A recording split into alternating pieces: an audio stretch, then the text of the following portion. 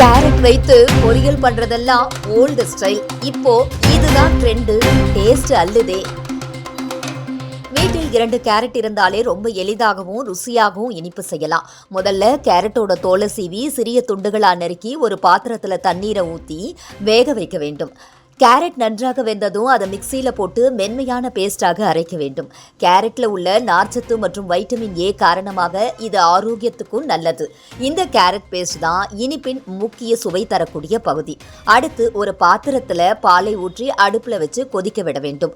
பால் கொதிக்க தொடங்கும் போது தீயை கொஞ்சம் குறைத்து விட்டு தொடர்ந்து கிளற வேண்டும். அதுல நம்ம கேரட் பேஸ்ட்டை சேர்த்து மீண்டும் நன்றாக கலக்க வேண்டும்.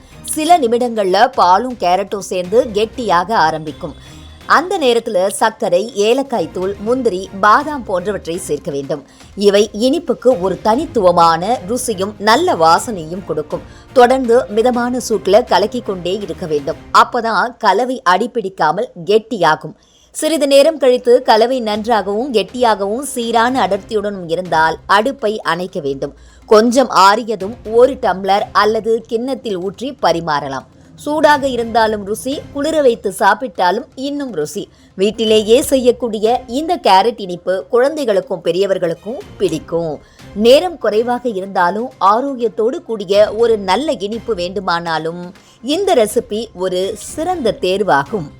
கேரட் கீர் செய்யறதுக்கு நல்ல ஃப்ரெஷ்ஷான பெரிய கேரட்டா எடுத்து அதை தோல் சீவி இந்த மாதிரி பீசஸா கட் பண்ணி ஒரு பவுல்ல ஆட் பண்ணி 1 கப்பு தண்ணியை ஊற்றி நல்லா வேக வச்சு அதை ஆறுனதுக்கு அப்புறம் மிக்சியில போட்டு நல்லா ஃபைனா அரைச்சு எடுத்துக்கலாம். இப்போ ஒரு கிண்ணத்துல 1/2 லிட்டர் பாலை ஊற்றி நல்லா கொதிச்சு வந்ததுக்கு அப்புறம் நம்ம அரைச்சு வச்சிருக்கிற பேஸ்ட் அதுல ஆட் பண்ணி கிளறிக்கிட்டே இருக்கணும். இப்போ இது நல்லா கொதிச்சதுக்கு அப்புறம் இதுல 1 கப்பு சர்க்கரை, 2 ஏலக்காய், உடைச்சு வச்சிருக்கிற முந்திரி, உடைச்சு வச்சிருக்கிற பாதாம் இதெல்லாம் ஆட் பண்ணி நல்லா கிளறி ஆற வச்சு எடுத்துட்டோம்னா டேஸ்டியான கேரட் கீர் ரெடி ஆயிடுச்சு. இது சாப்பிடுறதுக்கு அவ்வளவு சூப்பரா இருக்கும். எல்லாரும் ட்ரை பண்ணிட்டு எப்படி இருக்குன்னு சொல்லுங்க. கேரட் கீர் செய்யறதுக்கு நல்ல ஃப்ரெஷ்ஷான பெரிய கேரட்டா எடுத்து அதை தோல் சீவி இந்த மாதிரி பீசஸா கட் பண்ணி ஒரு பவுல்ல ஆட் பண்ணி 1 கப்பு தண்ணியை ஊற்றி நல்லா வேக வச்சு அதை ஆறுனதுக்கு அப்புறம் மிக்சியில போட்டு நல்லா ஃபைனா அரைச்சு எடுத்துக்கலாம். இப்போ ஒரு கிண்ணத்துல 1/2 லிட்டர் பாலை ஊற்றி நல்லா கொதிச்சு வந்ததுக்கு அப்புறம் நம்ம அரைச்சு வச்சிருக்கிற பேஸ்ட் அதுல ஆட் பண்ணி கிளறிக்கிட்டே இருக்கணும். இப்போ இது நல்லா கொதிச்சதுக்கு அப்புறம் இதுல 1 கப்பு சர்க்கரை, 2 ஏலக்காய், உடைச்சு வச்சிருக்கிற முந்திரி, உடைச்சு வச்சிருக்கிற பாதாம் இதெல்லாம் ஆட் பண்ணி நல்லா கிளறி ஆற வச்சு எடுத்துட்டோம்னா டேஸ்டியான கேரட் கீர் ரெடி ஆயிடுச்சு. இது சாப்பிடுறதுக்கு அவ்வளவு சூப்பரா இருக்கும். எல்லாரும் ட்ரை பண்ணிட்டு எப்படி இருக்குன்னு சொல்லுங்க.